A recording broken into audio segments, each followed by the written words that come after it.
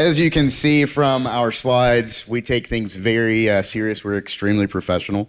And we do try our best, but we also like to have a lot of fun with this. We've been doing this for 12 plus years or so. And so after a while, you just kind of, put our personalities and things into it. So you will see a lot of things like this. However, we promise we have some good content, things that come from a lot of years of experience to share with you to hopefully save you some headaches. All right, so welcome to How Not to Do Physical Security Penetration Tests. I am Tim Roberts. And I'm Brent White. So some of the ground rules that we'll kind of go over, this is a lot. You don't have to read all of this. It's on our website, wehackpeople.com.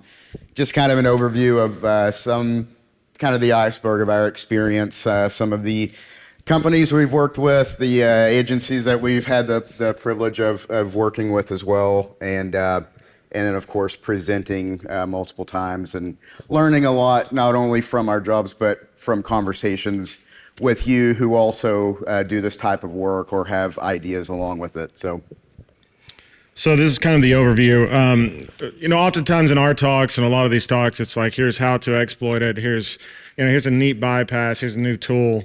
Oh, Hack5 released another tool. That's cool. Everybody's collecting it, right? It's like Pokemon. You collect the tools, and then what do I do with it? Or, hey, I'm going to go try this out in production. This is kind of our effort to show you not only, things that work for us, but, after years of doing this, it's consistent. It's like the same vulnerability over and over and over. And even when you go to these talks and trainings and you see that. So one of our focuses is on how not to. I think Hollywood does a really bad job of illustrating any kind of covert entry or security consulting work or penetration testing or hacking. We all know that, right? But throughout all this, and it gives people bad ideas, and so they kind of go into that and they jump into this industry and to this attack vector specifically with the idea of being, I'm a cool, neat spy. So that's kind of what we're doing. So we love to keep things conversational. We feel like that's the way that everybody learns the best. So no question is stupid. Please ask questions during the conversation. I've never been a fan of everyone having to wait until the end. That might hopefully still allow us enough time to go through the content, but if not, that's cool too. We'll be outside to talk. Again, a lot of this stuff to the more in-depth part will be on our website. So.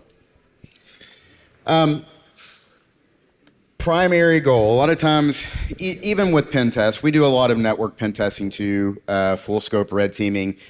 And we like to remind people, you're not there to just beat up on the client and tell them essentially that their baby is ugly, right? You're there to help them identify weaknesses, ways that an attacker might not only gain access to their network, but can they essentially walk in from the parking lot into the server room and so on. Yeah, so we do adversarial emulation, or whatever verbiage you want to use, right? We emulate it. We're threat simulations. We pretend to be the bad people, right? Offensive security. I think it's a good reminder, right? We're not the adversary. So don't make the client your adversary. Don't make the security guard your adversary, or the building management, or the networking guy that says, hey, you can't get in here. Because we face that a lot, right? We get a lot of people that are very arrogant about those things. But when you push and stuff, that causes a lot of conflict. And so they're not going to forget that. So when we say be forgettable, not famous, the overhype, especially these days, you see a lot of people doing physical security assessments now, and covert entry is the cool thing. It's always in the industry. When people get into hacking, social engineering and covert entry is the sexy side of offensive security. I'm good at lying. I'm a good hacker. Okay, that's part of it, but there's a little bit more to it. So yeah, just making sure that you remember why you're there. Again, this is very covert entry specific presentation, so we will stick to that part. But I think we can go on to the next. So Hollywood myth and reality. You're not Jason Bourne. Parkour was real big in the early 2000s, still big today. I don't care how many, Kong vaults you can do over the barriers to get up to the building. I mean, if that's in scope, do it. But is it worth it? I mean, you're showing off. You just want some footage, man, to put into the report. Help the client. It's a good reminder of that. You're not fighting security guards and sneaking around in your night vision goggles, rolling around in the floor. And you don't have to wear like the weighted vest, like. Anyway, that is a whole tangent there. So yeah, we mentioned the Hollywood stuff. like it keeps standing in the way. Yeah, by it's way. the wire too. Yeah, You're used to the wireless. We mentioned the Hollywood stuff. So rooftop compromises, we see that a lot, right? You see people either parachute into with a freaking Black Hawk helicopter or whatever, or Mission Impossible style. The truth is, you can access to the roof, but it's a lot simpler than that. Most of the case, it is a lot simpler than that. Most of the time, you don't have to do the badge cloning and stuff either. It's just walking in, right? We all know that. I'm gonna go ahead and play that video. Here, if we look at it, and I'm going to let Brent kind of describe what's going on, because that is Brent first coming through that window. Yeah, so this is us. Fortunately, there wasn't a huge gap between the buildings. So we were actually somewhere over Super Bowl. We were in the hotel room watching the game and happened to look out. And as we started noticing more, we realized that if we get this perfect room, we can access the roof of the target this simple. So we did this nighttime activity. We were able to access the door, and this is us gaining entry from the roof. It didn't require any sort of crazy jumping. Obviously, we don't want to have to hobble around with a broken leg or anything like that. So those are things to consider. Yeah, in this instance, it was just a matter of getting a hotel that was adjacent to the roof. They didn't have anything else. They also didn't believe that anybody was going to come up there, so they had it dead bolted from the outside. It was externally, so they were afraid of people getting onto the roof, maybe jumping off. But getting that hotel room was just a matter of requesting that floor on that side and saying, hey, it's important to me that I get this room. We got married last week or whatever. Just being able to say that this is nostalgic and get that room enabled us to be right there, flush with the roof. So just think along that lines. Yes. Yeah. What was the target? Really? So that entire building was the target. There were specific goals inside of that building, but it was essentially gaining access to that building. No, the building wasn't the hotel. So the hotel was just a matter of getting that room, and then it was adjacent. Yeah, it was adjacent to it, and our window opened. So we just, hey, this window opens. We don't have to do anything. Let's just get on the roof. So, yeah. So let's talk about expectations. I know, Tim, you mentioned gathering a collection of the greatest, latest tools. Hack 5, Darren, they make really good stuff. We used some of that. But again, you get that, you need to understand how to use it. It's the same thing with any sort of lockpicks or physical bypass tool. We're talking about Hollywood versus reality. I mean, how many times have you watched a show and you see some semblance of lockpicking? It might just even be they just get an actual lockpick and do this. No tensioner, no actual, this would really work, and it's open in 2 or 3 seconds. I mean, that's pretty ridiculous, right? Sometimes, obviously, if you're skilled, you know what you're doing, there are locks that you can open very, very fast. However, when you've done it long enough, we know if we go to an exterior door and we see a Medico or an Asa Abloy core, I'm not going to sit and waste my time on that. Can I get that? Maybe eventually at home in a very controlled environment, but I'm not really that great at lockpicking, I'll admit it, which is why we use other methods. So you see that in movies. It's not always like that.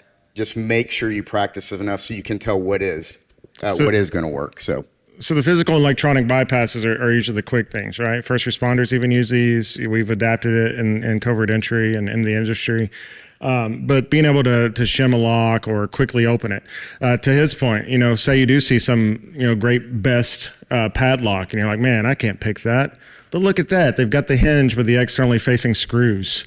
The screws are exposed. You have to think like that. Too many people waste time trying to do the difficult stuff. I mean, if you're an expert lock sport guy or a girl or whoever, and you're really good at that, then go for it. But the key thing is, there's 2 things I can point out here: the competence level, and then here this vulnerability that was easier to bypass than to pick the lock. And you can tell it's kind of difficult for us to not want to deep dive on every point. We teach covert methods of entry.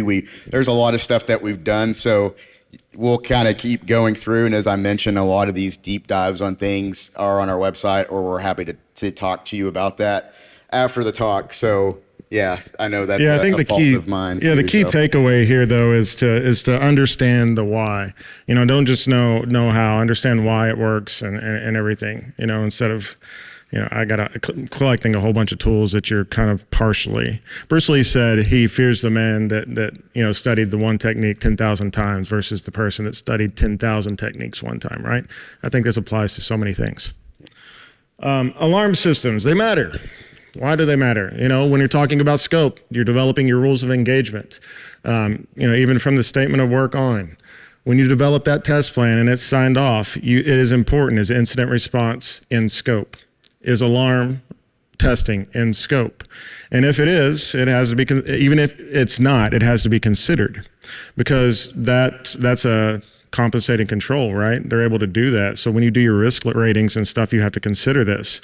Just popping a door open can trigger a door force alarm state. Sometimes you're like, oh man, this is a weak lock. I can pop it open. And you just kind of forget.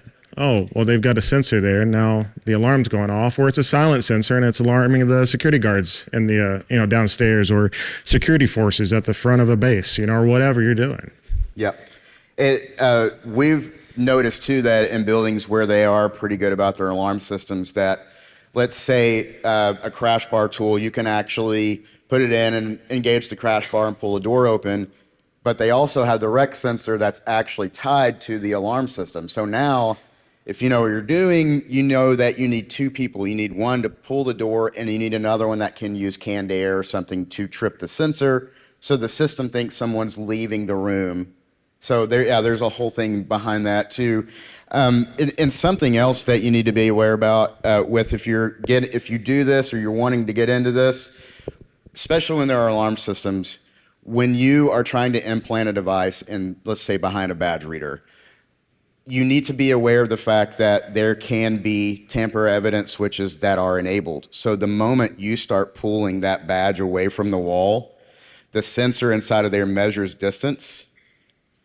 Yeah, well, I mean, to the same point too, like the linear and the door king access control panels, the same thing. They have a tamper switch in there, but people don't think about it. Oh, well, it's got the default core, so I can just plug this linear key that I bought at DEF CON and open this panel, and then you don't hear it, but there's an alarm going off. So knowing where that is. Yeah, and that's the tricky part. Sometimes you take a risk. So that's part of all the recon and planning. So. Social engineering, it's not magic. It is part of covert entry though, especially if you're doing daytime operations. I mean, after hours is great, but there's several things to consider. And we've talked about that in other talks when it comes to nighttime operation versus daytime. But in the day, social engineering, you're testing that security awareness. It's important to do some daytime testing. You're not going to be able to just Jedi mind trick them out of the way. Your improv skills, we've talked about that. We teach improv workshops. It can be completely irrelevant to this industry. Take an improv class, community class, learn, just mess around, pretend to be somebody different and, riff with people, right? Get used to doing the riff, the yes and. Brent talks about this quite a bit, as far as regions and such. So something I want to point out here, this is a security guard. This is Tim. This is us becoming basically acquaintances with this security guard. They hold the keys of the kingdom. Through doing this long enough and understanding like psychology, basic psychology, this is after keys have been handed over to Tim from the security guard, because the trust had been built so much that he was like, okay, you guys are doing this, just bring these back when you're ready. We've been able to do that multiple times. And so going on that, a lot of people say, well, I can shoot the crap with anybody. I'm good at lying. I can just walk into a building. I can get anybody to open a door for me. That's fantastic. Very good job. However, when you are in situations where you are starting to ask very specific requests, or someone is not really buying what you're saying, there's a lot of psychology that goes into what region of the country are you in. There are certain areas of the country, people are a bit more vigilant. There are other areas, maybe like the Midwest or the South, where they are going to want to help you more. They don't like conflict as much. We can tell you this as somebody from Kentucky and Tennessee. Yeah. That Appalachia, they'll hold that door open for you. Yeah, and they'll call you sweetie afterwards. So. Right. People in the Midwest and the South, they more likely want to help you.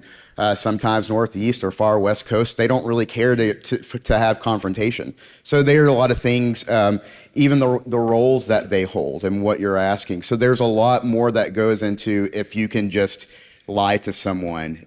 So these are things that you need to study and be more familiar with. Otherwise, you will eventually find yourself in a spot where someone is just stopping complying with your requests, and then what do you do? So, yeah, this is great. If you want to read this, good old Hollywood here. Yeah, they often impersonate, law enforcement and FBI. If you've seen Supernatural, whatever, monster hunters to, hackers to Burn Notice to Leverage, whatever show, these people are impersonating people they shouldn't be, in case, of criminal activity, it's probably apropos, but when it comes to being a professional, these are things that you cannot do. How many movies have you seen where they either entered or escaped by posing as firefighters, right? I mean, you probably think of 2 or 3 movies at least where that's a thing. Or again, police officers. Or military personnel, postal workers, Lawyers. There's a lot of things. That's really illegal.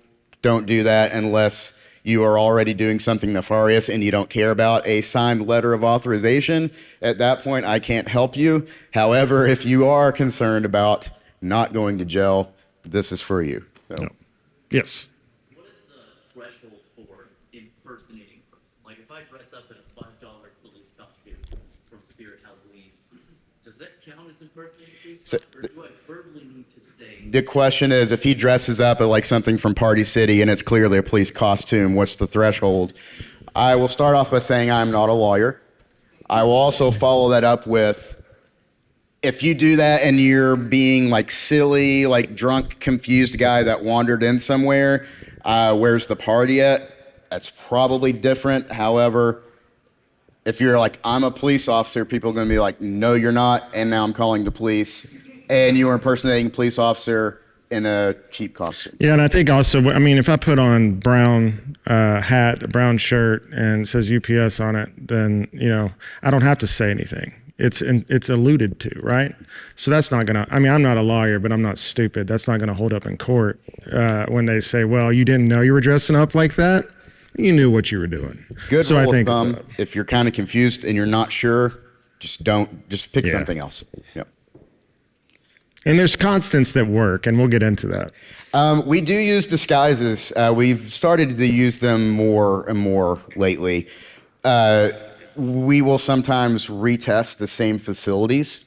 Once we do it once or twice, you will start to get noticed.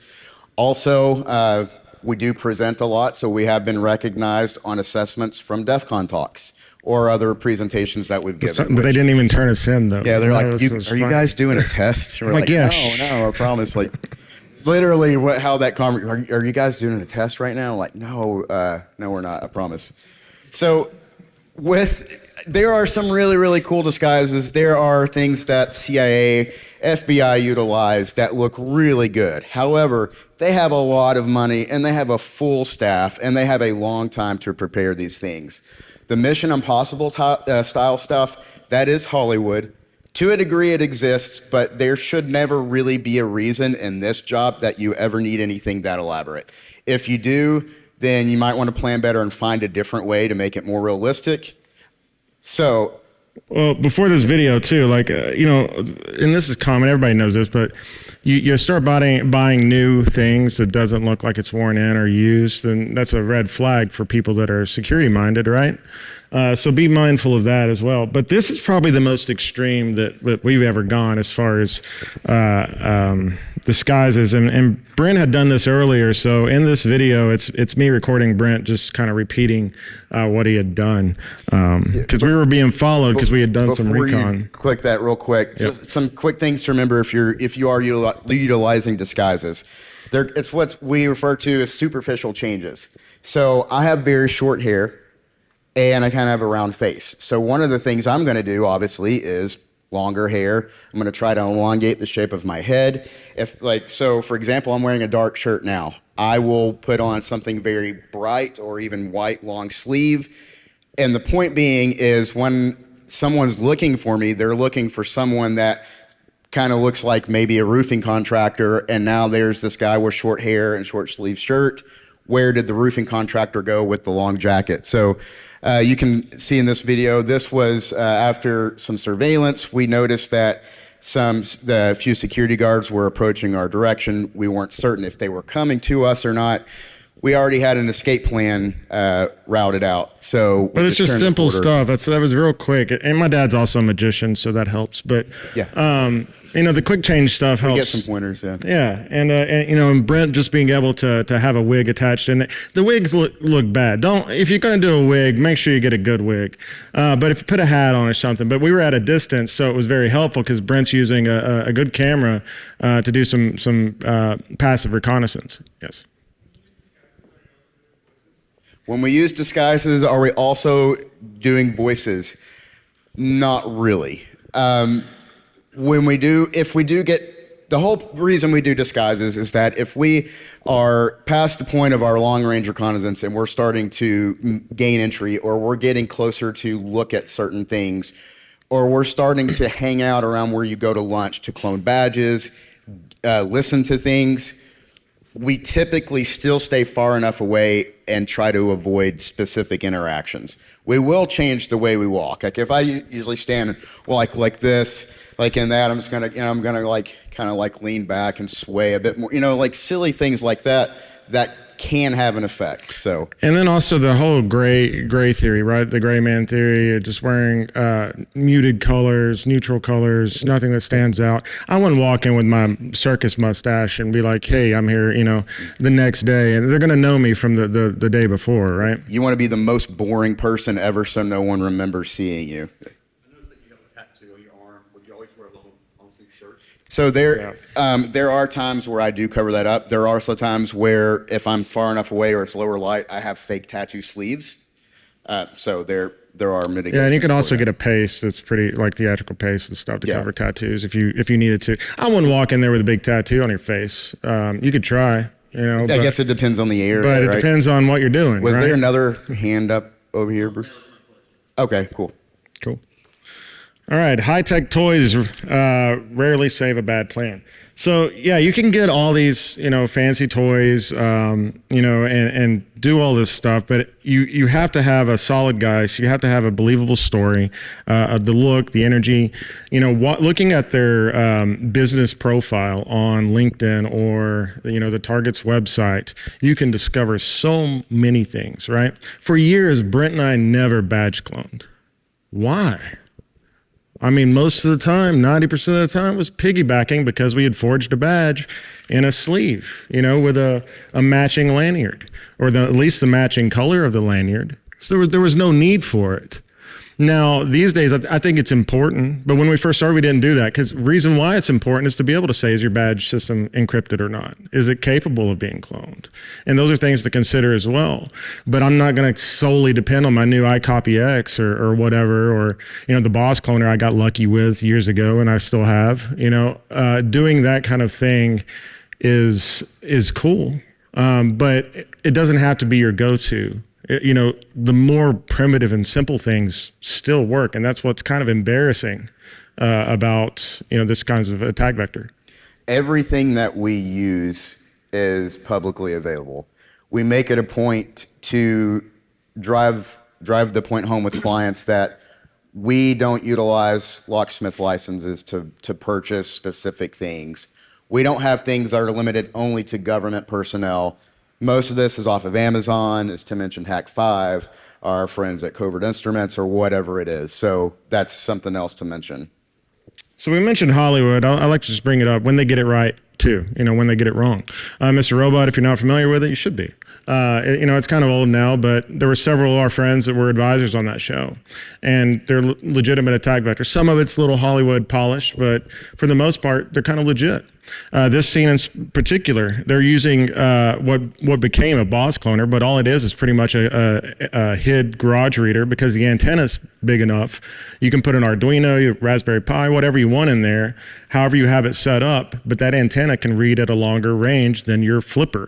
It can also read like high frequency, where the flipper only is low frequency, stuff like that. But here's a good example of that, and then Brent's going to show you, talk about where we actually did that when he had it in a bag. So the thing that was the badge cloner in the badge, He bumped him. bumped in up against, that was an amazing technique. We've used that several times. Especially in an elevator. Yeah. We also do things like this. Come here, Tim, I'm showing real quick. So pretend this is a coffee cup from Starbucks, right? And inside of that is a badge cloner. And I am in a smoke break area, or let's say lunch spot. Tim's on his phone, and let's say he's using this exact same lanyard with his work badge. Hey man, that's cool. You went to DEF CON this year. That's awesome. And just like that. It's very natural. Now, if it's very unnatural, like, yeah, if it's on his hip, and I'm like, I'm sorry, man. that's weird. Or I always kind of get tickled. So when we're teaching certain, classes for like covert methods of entry, or our improv class for social engineering, we will give different challenges, and people can come up and try these different things. And we'll say, okay, we're going to sit at this table, pretend it's lunchtime, and our badge is here. You have to clone it. Let Tim, if you want to come over here, like, he just pretend he's sitting at a table, and I'm one of the, like, they come over, and he's just like, they try to think that they can like sneak up, and they'll be like, so just things to keep in mind. But the very natural movements like that, Also, it's socially acceptable. The placement of the badge is really important too, because you have to consider too, if the badge is here, there's some people you're not going to want to go up and bumping on their chest, right? At the hip, if it's swaying in the front, you don't want to be trying to bump in the front of somebody. Yeah. They keep it on this one instead of that one, and you're like, what are you doing? But that happens. But all these people wear these badges to lunch, especially in heavily populated places. Yeah. And so like cafes like that is completely realistic. And here's an example. Oh yeah, yeah. You don't have to. You no longer have to imagine the coffee cup, because covert clipboard. We've gone through a few iterations of this. We use clipboards to store tools in, and now I use it for wigs and hats and bypass tools. Sometimes we will put badge cloners. This is super simple. I took a Proxmark 3 apart and taped it. It's gotten a lot more elaborate since then. This is actually what you saw on Mr. Robot. So with this, when I get close enough, there's also a badge writer inside of it, and so it will clone the badge. It will alert me on my phone. I can push a button to clone it. Then I can reach in where it's Velcroed and pull out the badge that is now my badge. It's very cool. I had a muffin in this bag about an hour before I took this picture. Later on, Tim and I, when we were escalating, trying to get attention, at one point I walked up to the badge reader with a security guard here playing on his phone, and I badged in with a muffin bag, and he still didn't notice. So yeah, and that cup is this is an older picture. I mean, there's devices now that we use a little bit different, but we had this Proxmark here with a battery, and that was the exact way we did the lanyard thing. A guy had a SANS Institute lanyard. It was in the smoke area, and all I did was be like, "Hey man, which SANS you do?" We do that a lot. I know at SCOTUS, and we just talk, right? But I've cloned his badge with the coffee cup. But what if my badge is here? Yeah, I'm just kidding. You call HR on myself. Here's a video of that work of one of the first iterations of the covert clipboard, the original. There was a lot going on in there. So with this, I had like 4 different antennas and my Proxmark attached to it. But I just badged in with a clipboard. The cool thing about that too, something that we use a lot is like we'll put on, like I'll have a vest, Tim will have a vest, or I'll wear a suit and I'll have a clipboard. I am with corporate. He is a contractor, and we're inspecting fire suppression systems or something. Yeah. So I assume there's a distance from a proximity standpoint that you want to be. Yeah. That's a certain size. Do you have a certain size or a certain distance? Certain distance that you want to be with cloning badges. Yes. If the barriers, the metal barriers there, you wouldn't be able to. But when you can go up. I think the record, doesn't Sean still own that record? Yeah, Sean Satterley.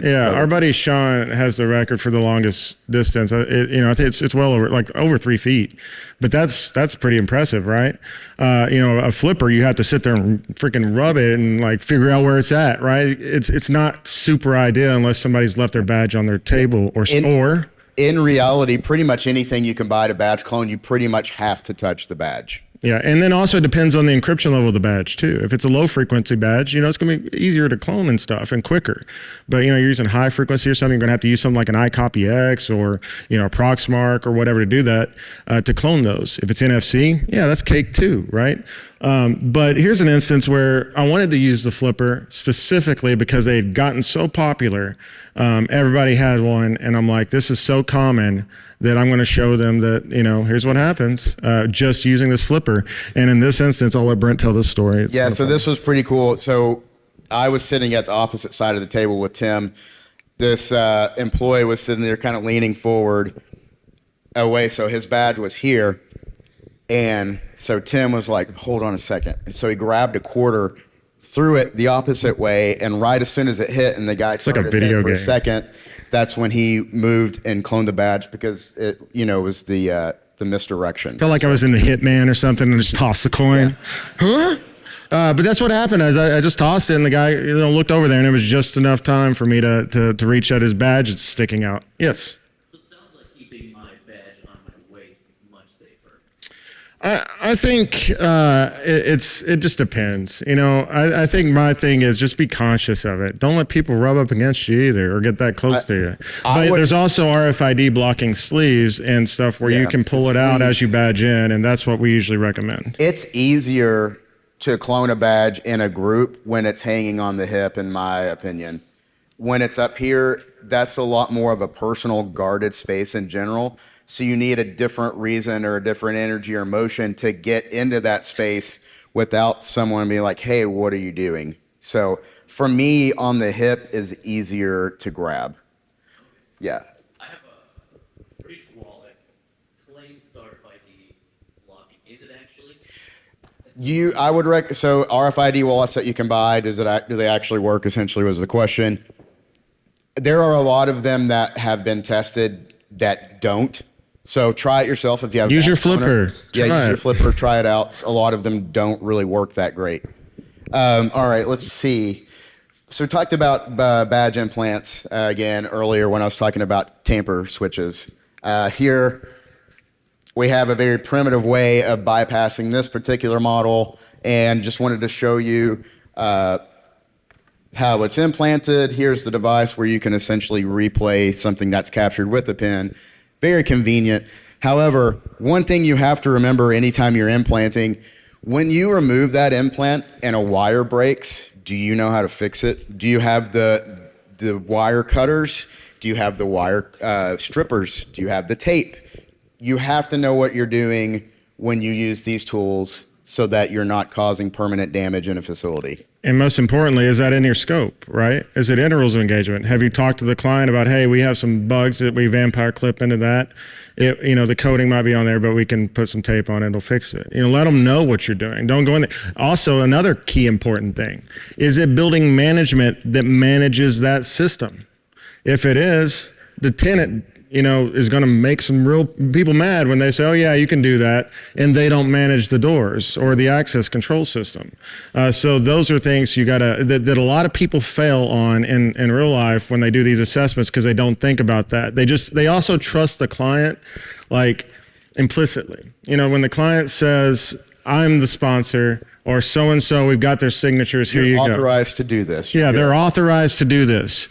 Well, we all know some real cases where that's been a problem, where there's communication issues, right? We just trust the client to do that. Sometimes we have to kind of hold their hand, and it's okay to be like, hey, do you guys have building management? Do you have this? Are you leasing? Is it a shared suite? Yeah, are there other businesses? companies in this building that we need to know about? We'll get to that in a minute because that gets interesting. Oh, also there's readers like the Doppelganger. Our friends at I think Physical Exploit. They make something called a Doppelganger. It looks like the reader. You can get the pen ones too, and pretty much it's just fake. You just stick it on a door, and people. It's a way to social engineer people into badging in. You stick it there, stick it above the real one. You know, sometimes people just don't pay attention. But there's stealth mode and stuff. You got to be conscious of this too because they give APs, right? So now you've got a rogue AP in the building. Is that going to set an alarm when you've planted this bug and you're going to sit there all week? You know, now it's what is wide GAN whatever? You know, what is this device or FBI access point? Huh? While you're mentioning that, there's two main things I definitely want to make sure that you hear with this. Anytime you plan a rogue access point, Wi-Fi, anything, anytime you implant anything that broadcasts any sort of access point, you are introducing risks into the client environment. If you leave the default settings, if you use a weak encryption type and a poor key that an adversary could crack just like you could, you're introducing risk. You have to be mindful of those things when you use them. And this includes things like the pineapple. You know, when you just plug it up, I think years ago at DEF CON, I think somebody had been, all the people that didn't change the default settings on it, they took advantage of that, right? Well, now you've got clients connecting to it that have sensitive data on their system, and now you're emulating their access point with an evil AP or whatever. Or letting people just replay badges and pins to go in and out. Or you plug in a cheap Linksys into their DHCP-enabled conference room onto their production network, then you have the password of admin on it, or you haven't updated the firmware in, you know, Lord knows how long. Yeah, what's up? Yeah, so with that ESP2 that you have on your slide, so I use the exact same one. Mm-hmm. Do you guys use the specialty punchdown tool for that, or do you guys just strip the wires? So when we install it, the question was, do we use a specialty punch down tool to this? We just use the one that comes with it, honestly. You don't want to put them too far down in there, but just enough so you can remove them and not have them break. Yeah, the one with the big grip and stuff, and you're just really forcing it in there. That you're going to put stress on the connectors and the wire. But that little one that comes with it is pretty handy because it's small and you can keep it with your lockpicks or in your pocket to just punch it in there. Yeah, it's a good question. Yes. Yeah. How often do you find that you're able to utilize something like the ESP key? I've never had a client that was okay with me doing this destructive kind of. I'll be honest. I think, which is weird, government is a little bit more open to it sometimes. But with commercial arenas, I have found it really depends on the building manager, right? It goes back down to that. Are they leasing the facility and do they own it?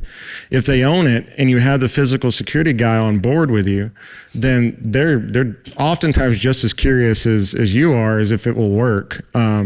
But yeah, I don't know. We've used it quite a bit. I mean, we've done hundreds of these. I wouldn't say we use it like 50% of the time, but I would say, I can say that more times we've been told no because of the potential destructive activity than they've said yes. But so far it's kind of equal. It's just a little off balance. We hope to. And where we can leverage it and punch it up a little bit is when you're renegotiating for the next year's assessment. You know, when they're like, hey, we found all this stuff on here. Let us try this. You know, or hey, here's some things. You don't have to get super granular because techniques change. This is a dynamic attack vector sometimes, but there are still the ones that remain static. And so I think you need to just change your methodology and the way you do it each time as well. Yeah, what's up? One recommendation I have on that, Okay. not destructive, is you can just take the plate off and show the proof of concept we could have implanted. Yeah, absolutely. Yeah. Show them the video of how it works, and then they get it. You don't Right. Yeah. So the comment, just so everybody can hear, is that you don't actually have to punch down. You can actually take the badge reader off in front of the client and show pictures for proof of concept and then show them a video of it being used elsewhere. We have done that multiple times, and that is a great point. And to that point too, like when you can't connect to their network and they're like, hey, we don't want you connecting to our network. We just want to see if you can get into the wiring closet of the data center, the CISO's office, whatever. You know, that's a good thing to do, is just a proof of concept, or leave your card on the table, you know, whatever. Mm-hmm. Yeah. Thanks, man. Okay. More on destructive entry. If the client says cool, but usually what we found, they will say, okay, $2,000 per incident or something like that. Yes, that's awesome. Now, when I say $2,000, we're usually talking about higher security locks, like the Covert X11 spinner lock, things like that. However, they will also say no, because if you destroy that, that's a skiff. You've sort of decertified the room. So we have to have 24-hour security at the door until it's fixed. No way. So if you get lucky and someone's like, oh yeah, you see locks, like we don't care if you break them, or you see padlocks, we know they're crappy, we're tired of them, cut them off. And then we can get what we want, you know? But another thing you can do, to Brent's point, is that if they say, you know, hey, this is really expensive or we can't do that, is that you have a lab, or you set it up where you can do it at home and destroy it. Yeah, you know, LPL's got plenty of videos out there where he's messing up locks, you know, and showing how weak they are. You could also use someone else's, you know, I wouldn't piggyback on their work. You should show that you could do it. But, you know, that kind of thing helps to really drive home that proof of concept. Yep. Test in production. No, don't do it. Again, just because you watched a few YouTube videos and you tried it at home or at your local church, doesn't mean you should try it at the the multi-million-dollar contract that you're, you know, now in charge of, right? Just make sure you guys are practicing. Another thing too, bump keys and rakes. It really depends on the client. If they want to know that, I would never go to that as my first thing. Yeah, bump key could be quick and stuff, but it's sloppy. You get a risk of breaking the key off in the keyway. You know, you got some cheap lock picks that you get out of a punch card and you're using those. You're going to break those off in your lock. You know, those are things you need to consider as well. And with the shimming, because this has happened to me a lot. The Master Lock 125, 126, 125, the combo lock, you can put that quick stick in the third combo wheel, right? And pop that latch. Well, that quick stick breaks a lot. Very thin. And now you've disabled that lock, and now you messed it up. Yeah. So those are things you have to consider as well. Time to go spend another $20, I guess. Yeah. So how many people in here have at some point tried lock picking, specifically raking? Okay, that's kind of... So the more you do that, how many of you have started to notice little shiny pieces of lock glitter coming out? That comes from tumbler sprinkles. That comes from somewhere, and that is the pins. So if you use your imagination, if you're going to town on this lock and it's in production, it's very, very possible to screw it up.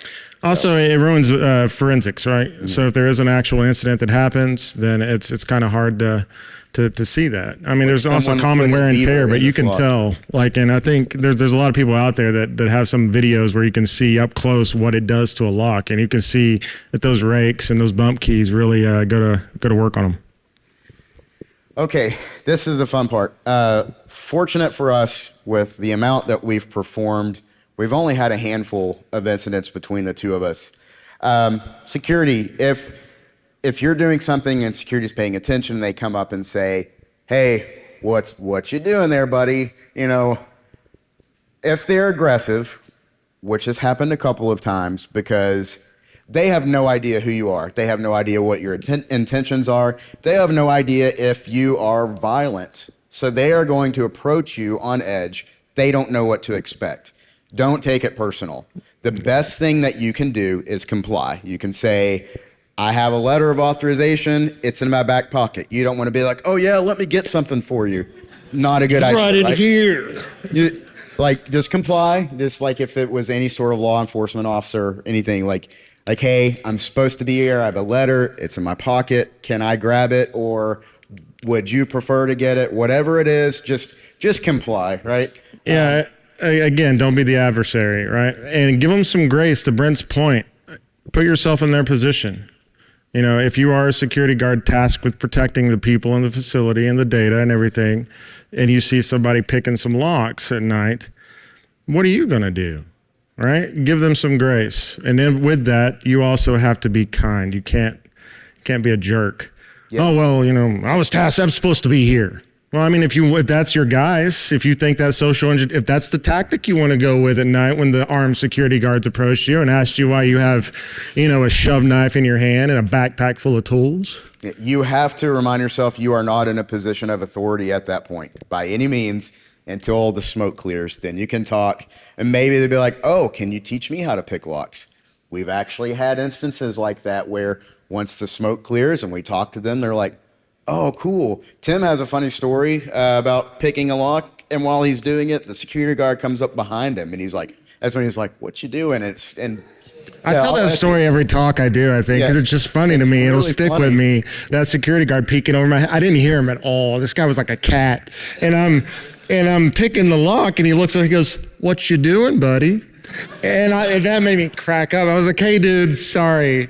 Actually, I'm here. I'm a NIST auditor, and I'm here doing a physical, like some assessments, and they have me doing this. I have a letter for you. And I gave him my fake letter of authorization. If you heard our talks, we use this all the time as an incident response test. Gave him the fake letters. Bruce Wayne is the point of contact, blah, blah, blah. Fish White Nugget House security, address. the white hat. I put all kinds of Easter eggs in there that if he was paying attention, and if he called the number, he would also find that it called Brent, and Brent would answer and be like, hello, or whatever. But we had that fake letter, and he just skimmed through it, and he's like, oh, I'm with security too. And I'm like, no shit. Like, And then I'm like, I think, it said it was Fish Nugget security. yeah, It was and I was like, hey man, can you do me a favor and let the rest of the guards know that we're going to be here for this week? That way they don't bother us. And he did that, and I rode that rapport the entire week. Yeah.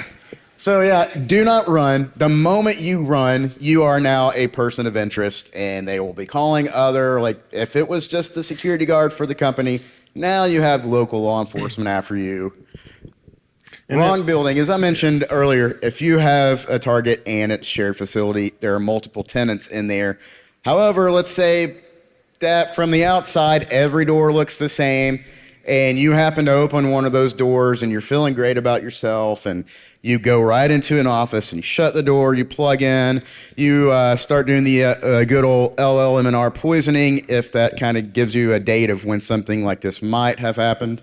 And then you see the domain name, and it is the wrong company.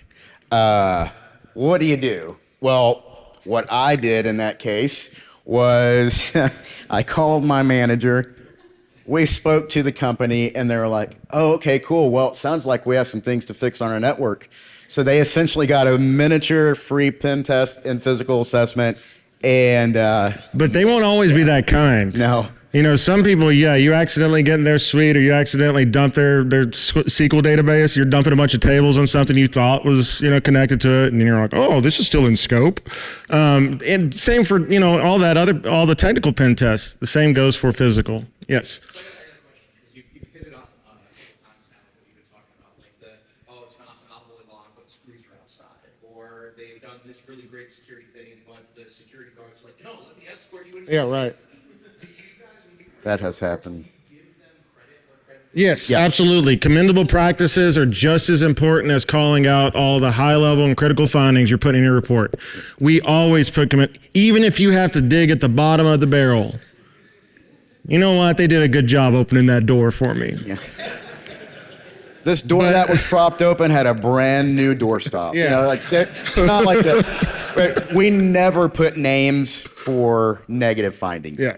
If we find a badge or someone let us in that shouldn't have, we never mention names. We did that a few times, and we watched people get fired. It in would front wreck of us. me, guys. Awful. I watched a security guard get fired right in front of me, and that changed me that happened years Yeah. ago, and I will never put a name in a report again. Yep. Unless the client asks for follow up, I try to tell them, hey, person's going to be an evangelist for you. They're going to be never do your this security again. awareness person. Don't fire them. Let them spread the word. Yes.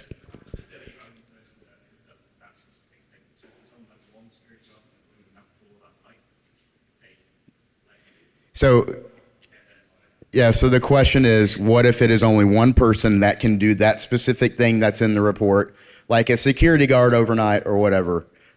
Yeah, back to like what I was saying. I think encouraging them to say this person is going to learn from this, and they're going to be able to share it. It's not about security awareness training and that checkbox stuff. We harp about that all the time. That's crap. What is good is security-minded culture. You have to establish that culture, and if you have people that have witnessed this and gone through it, I guarantee it's going to be very difficult to get them to do it again, because they're going to be a lot more diligent. Yeah. And adding to that, we will always say like, yes, this was a thing. However, we'll deflect. We'll say we can tell from the culture of the company, including this particular person, that this part of the security awareness training needs to be bolstered. So they weren't aware of it. It wasn't any fault, like they were being lazy or anything. Maybe even if they were being lazy, we still don't we try to paint it in a positive light. I think we're down to 5 minutes. That's yeah. All right, so just don't try to fight the guards. I got to get out of the way of this one. Keep your hands off of employees and guards. We're going to kind of go through some of these fairly quick, but this is self-explanatory, right? Don't try to fight anybody. Bribery. So bribery and coercion, I have a lot of thoughts about that that I will gladly share outside. But long story short, unless you are part of some government agency running some sort of intel op, like just don't. Okay, just stay away from that. Keep away from. I'm trying to get to some of the good video stuff here, but keep away from out of scope stuff. Don't do that. Understanding the law.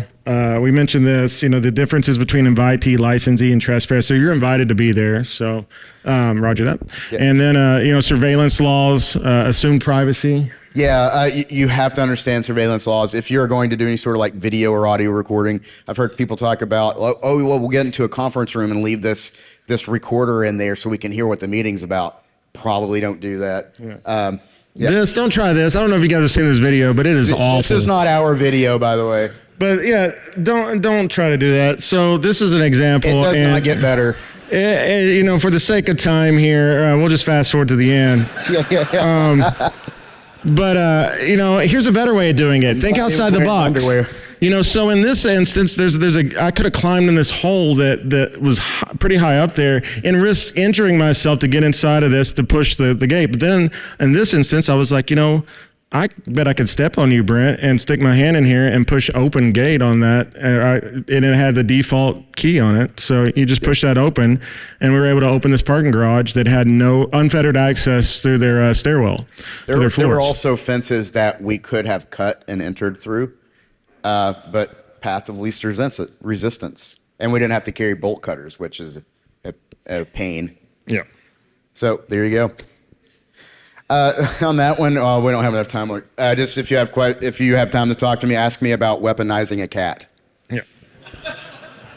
That sounds awful. The cat was fine. It got cheese and water and stuff. We do a lot of surveillance, and these are meant to be quick. Yeah. Don't do stupid stuff. You don't want to be like this. You want to do long distance photography. You want to understand how your camera works, especially in low light. If you're at a window, don't be right on the window. You got to learn how far to be. There's a whole bunch to it. Also, quit driving in circles when you rent your car. They're going to notice. Going around and around. Maybe get 2 cars. And then also learn the car so you don't accidentally set off the alarm or turn your headlights on or the lights don't go off. That kind of thing. Learn your car before you do it. We've had longer engagements that we've done where we've actually had 4 rental cars that we rotated out. Make sure that you disable the exit lights and that you don't accidentally set the alarm off in the parking lot. Okay, I think the real takeaway for this one is FCC laws, and then also the radio chatter. Keep it minimal. If you're using radios, you got to know that stuff. If you don't know it, then maybe don't use radios or figure out a way to do it. Also, encryption. If you're just sending SMS and you're texting each other on Facebook Messenger pictures you've taken of the client data, don't do that. Or if you're using walkie-talkies and you're like, hey, I'm walking through the front door right now, over.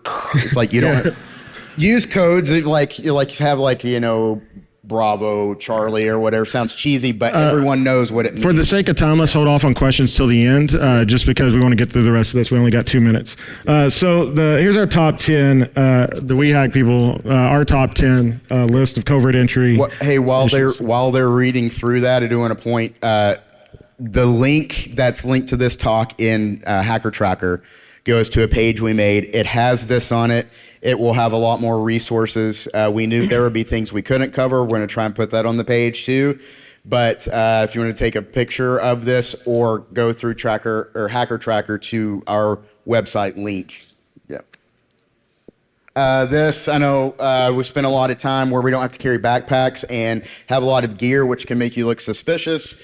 So we've spent a lot of time perfecting Covert carry. You want to hold this for a second? Yep. So basically everything that I need to enter most facilities, I have hidden on me in some capacity.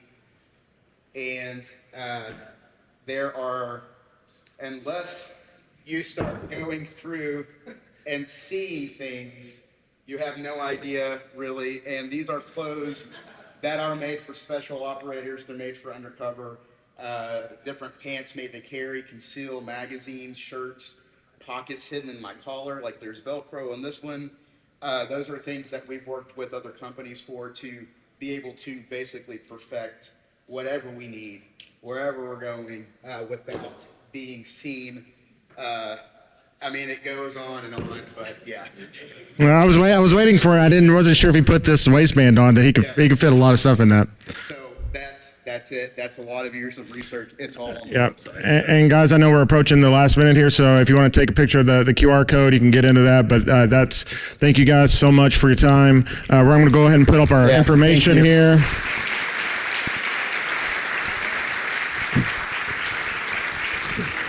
Stay in touch, and if you have questions, feel free to ask us out in the hallway. Stand by for another amazing talk here. Thank you, guys. Yeah, thank you.